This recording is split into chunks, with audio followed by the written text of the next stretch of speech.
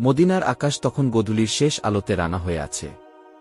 সূর্য ধীরে ধীরে অস্ত যাচ্ছে আর মৃদু বাতাস বইছে মসজিদে নববীর চত্বর জুড়ে।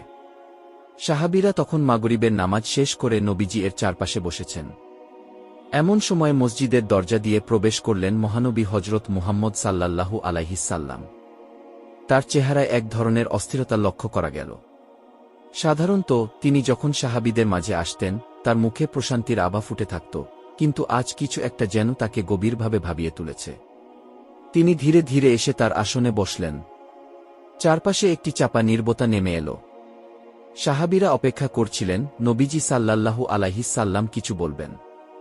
কিছুক্ষণ নীরবে থাকার পর তিনি মুখ খুললেন, আজ আমি এমন এক সংবাদ শুনেছি যা আমার হৃদয়কে ভারাক্রান্ত করেছে।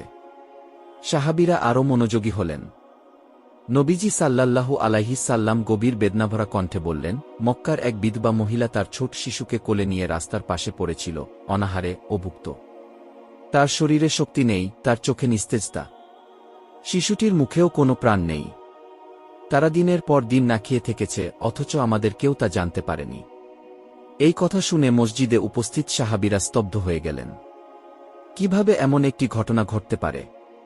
যে ধর্ম এত ভালোবাসার শিক্ষা দেয়, যেখানে এক মুসলমান অপর মুসলমানের ভাই, সেখানে কেউ না খেয়ে মরছে।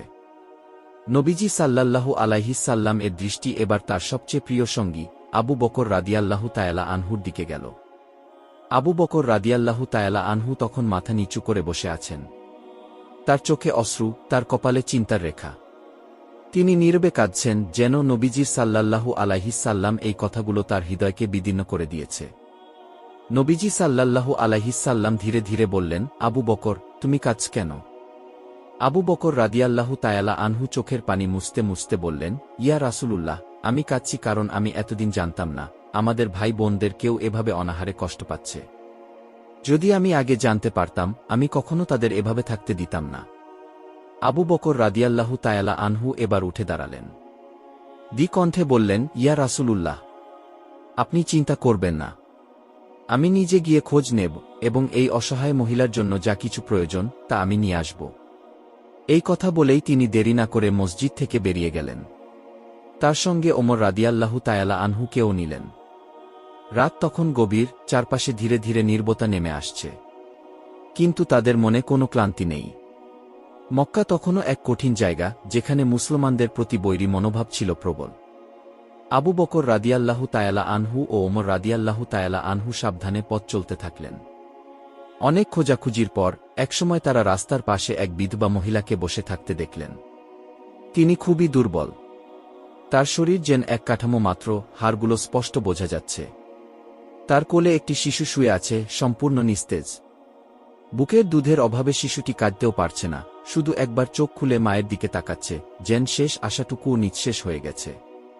আবু বকর রাদিয়াল্লাহু তাআলা আনহু কাছে গিয়ে নম্র স্বরে বললেন, আপনি কি আমাদের কিছু বলবেন? আমরা আপনাকে সাহায্য করতে চাই। মহিলা মাথা তুললেন, কিন্তু তার চোখে ছিল হতাশার ছাপ। তিনি বললেন, আপনারা যদি সত্যিই আমার জন্য কিছু করতে চান, তবে দয়া করে আমার সন্তানের জন্য কিছু খাবার নিয়ে আসুন। সে সারাদিন কিছু খায়নি। আমি নিজেও খেতে পারিনি, কিন্তু আমার সন্তানের কষ্ট আমি সহ্য করতে পারছি না। আবু বকর রাদিয়াল্লাহু তাআলা আনহু এর চোখ ছলছল করে উঠল। তিনি নিজের সঙ্গে আনা খাবারের থলে খুললেন এবং মহিলার সামনে রাখলেন। ওমর রাদিয়াল্লাহু তাআলা আনহু ও তার সঙ্গে কিছু শুকনো রুটি আর পানি দিলেন। মহিলা বিস্ময়ের সঙ্গে খাবারগুলোর দিকে তাকিয়ে রইলেন। তার চোখে অবিশ্বাসের ছাপ। তিনি বললেন, আপনারা কারা? কেন আমার মতো একজন অসহায় মহিলার জন্য এত কিছু করছেন? আবু বকর রাদিয়াল্লাহু তাআলা আনহু মৃদু হাসলেন এবং বললেন, আমরা রাসূলুল্লাহ এর সাহাবী। আমাদের নবী বলেছেন, যে ব্যক্তি নিজে খেয়ে অন্যকে সাহায্য করে না, সে প্রকৃত মুমিন হতে পারে না। এই কথা শুনে মহিলার চোখে পানি চলে এল। তিনি ধীরে ধীরে তার শিশুকে খাবার খাওয়াতে লাগলেন। কিছুক্ষণ পর শিশুটি একটু নড়েচড়ে উঠল, তার চোখে একটু প্রাণের সঞ্চার হল। মহিলা তখন বললেন, আমি আপনাদের ধন্যবাদ জানাবো কিভাবে? আমি আমার পুরো জীবনেও ভাবিনি যে কেউ আমাদের এভাবে সাহায্য করবে। আবু বকর রাদিয়াল্লাহু তাআলা আনহু বললেন, আমরা কোনো ধন্যবাদের জন্য এটা করিনি। আমরা শুধু আমাদের দায়িত্ব পালন করেছি। আবু বকর রাদিয়াল্লাহু তাআলা আনহু ও ওমর রাদিয়াল্লাহু তাআলা আনহু মদিনায় ফিরে এলেন এবং নবীজি সাল্লাল্লাহু আলাইহিসসাল্লাম এর সামনে এসে দাঁড়ালেন। নবীজি সাল্লাল্লাহু আলাইহিস-সাল্লাম জিজ্ঞেস করলেন, তোমরা কি করলে? আবু বকর রাদিয়াল্লাহু তাআলা আনহু বিনয়ের সঙ্গে বললেন, ইয়া রাসূলুল্লাহ, আমি শুধু আমার দায়িত্ব পালন করেছি। নবীজি সাল্লাল্লাহু আলাইহিস-সাল্লাম বললেন, আবু বকর, আল্লাহ পাক রাব্বুল আলামিন আজ তোমার এই কাজ দেখে আনন্দিত হয়েছেন। আবু বকর রাদিয়াল্লাহু তাআলা আনহু এবার আরও বেশি কাঁদলেন, তবে এবার আনন্দের কান্না। রাত গভীর। মদিনার চারদিকে নীরবতা নেমে এসেছে। বাতাসে হালকা ঠান্ডা, আকাশে চাঁদ তার জ্যোৎস্না ছড়িয়ে দিচ্ছে। বেশিরভাগ মানুষ তখন ঘুমিয়ে আছে, কিন্তু একজন ব্যক্তি নীরবে মদিনার পথে হাঁটছেন।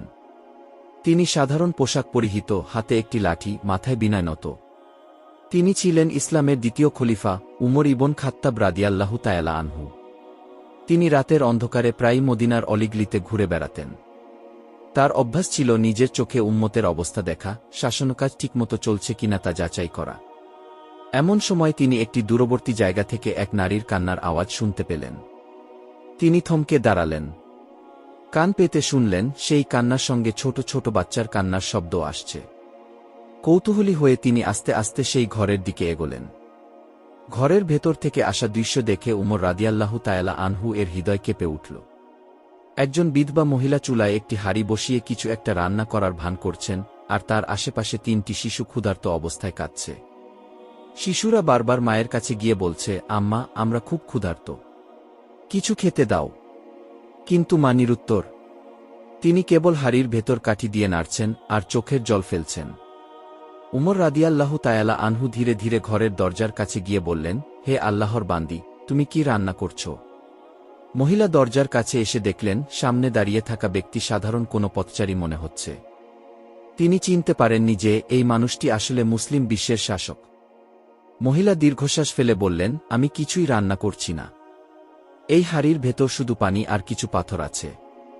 আমি আমার সন্তানদের শান্ত করার জন্য রান্নার ভান করছি, যেন তারা আশায় থেকে ঘুমিয়ে পড়ে। উমর রাদিয়াল্লাহু তাআলা আনহু এর হৃদয় বিদীর্ণ হয়ে গেল।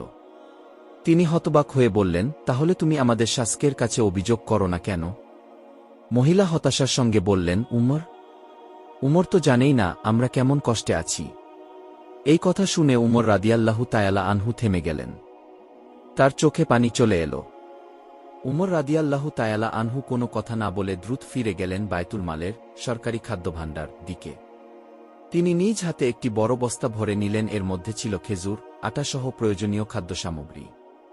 তিনি তখন খাদ্য নিয়ে বের হতে চাইলেন, কিন্তু দায়িত্বপ্রাপ্ত কর্মচারীরা বললেন, আমরা এটি আপনার জন্য নিয়ে যাব। আপনি কেন নিজে কষ্ট করছেন? উমর রাদিয়াল্লাহু তাআলা আনহু কড়া কণ্ঠে বললেন, তোমরা কি কিয়ামতের দিন আমার বোঝা বহন করবে? এই কথা শুনে সবাই চুপ হয়ে গেল। তারপর উমর রাদিয়াল্লাহু তাআলা আনহু নিজেই সেই ভারী বস্তাটি নিজের কাঁধে তুলে নিলেন এবং দ্রুত ওই নারীর বাড়ির দিকে রওনা হলেন। উমর রাদিয়াল্লাহু তাআলা আনহু ঘরের দরজায় এসে দাঁড়ালেন।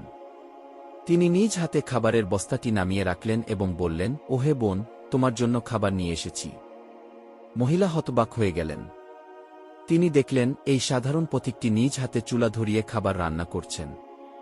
উমর রাদিয়াল্লাহু তাআলা আনহু কাঠকুটো জ্বালিয়ে হাঁড়িতে আটার খিচুড়ি তৈরি করতে লাগলেন। এমন সময় ধোঁয়া তার চোখে ঢুকে গেল। এক পর্যায়ে চোখ দিয়ে পানি গড়িয়ে পড়ল এবং তিনি নিজে নিজে বললেন, উমর, আজ তুমি যদি জনগণের সেবা না করতে পারো, তবে কিয়ামতের দিন কি জবাব দেবে? খাবার রান্না শেষ হলে উমর রাদিয়াল্লাহু তাআলা আনহু নিজ হাতে বাচ্চাদের থালায় তুলে দিলেন। ক্ষুধার্ত শিশুরা খাবার মুখে দেওয়া মাত্রই তাদের চোখে আনন্দের ঝিলিক দেখা গেল। একটি শিশু বলল, আম্মা, আজ আমরা অনেক দিন পর পেট ভরে খাব। মা চোখের পানি ফেললেন। এই দৃশ্য দেখে উমর রাদিয়াল্লাহু তাআলা আনহু এর চোখও ভিজে গেল। তিনি কিছুক্ষণ শিশুদের খেতে দেখলেন। তারপর আস্তে করে উঠলেন। মহিলা তখনও জানতেন না এই ব্যক্তিটি কে। তিনি বললেন, হে ভদ্রলোক, আপনি তো এক দয়ালু মানুষ। আল্লাহ আপনাকে উত্তম প্রতিদান দিন। আপনার কি নাম জানতে পারি? উমর রাদিয়াল্লাহু তাআলা আনহু একটু থেমে বললেন, আমি উমর ইবন খাত্তাব। এই কথা শোনার সঙ্গে সঙ্গেই মহিলা বিস্ময়ে জ্ঞান হারানোর উপক্রম হলেন। তিনি কান্নায় ভেঙে পড়লেন এবং বললেন, আমি আপনার বিরুদ্ধে অভিযোগ করেছিলাম, অথচ আপনি নিজেই আমার সন্তানদের খাবার খাইয়েছেন। উমর রাদিয়াল্লাহু তাআলা আনহু তখন মৃদু হাসলেন এবং বললেন, ভালো শাসক হওয়া মানে মানুষের সেবা করা। যদি আমার উম্মত না খেয়ে থাকে, তবে আমি কি আরামে থাকতে পারি? সেই রাতে উমর রাদিয়াল্লাহু তায়ালা আনহু আর নিজের ঘরে ফেরেননি। তিনি ওই বিধবা মায়ের পাশে বসেছিলেন যতক্ষণ না তার সন্তানরা তৃপ্তির সঙ্গে ঘুমিয়ে পড়ে। তারপর তিনি ধীরে ধীরে উঠে দাঁড়ালেন, মদিনার পথে হাঁটতে শুরু করলেন। তিনি নিজেকে বললেন, আজ যদি আমি দায়িত্বে অবহেলা করতাম তবে আল্লাহর সামনে কি জবাব দিতাম। এই ঘটনা দ্রুত পুরো মদিনায় ছড়িয়ে পড়ল। সবাই জানতে পারল তাদের খলিফা রাতে নিজের কাঁধে খাবারের বোঝা বহন করে জনগণের সেবা করেন। উমর রাদিয়াল্লাহু তায়ালা আনহু এর নম্রতা, দায়িত্ববোধ ও আল্লাহভীতি ইতিহাসে এক অমর দৃষ্টান্ত হয়ে রইল। একজন ভালো নেতা তার জনগণের কষ্ট নিজের কষ্ট মনে করেন। ক্ষুধার্তের ক্ষুধা মেটানো ইসলামের অন্যতম গুরুত্বপূর্ণ শিক্ষা। গোপনে দান করা ও মানুষের কল্যাণে কাজ করা প্রকৃত ইবাদত। উমর রাদিয়াল্লাহু তায়ালা আনহু প্রমাণ করে গেছেন, শক্তি নয়, ন্যায়বিচার ও দয়া একজন নেতাকে মহান করে তোলে।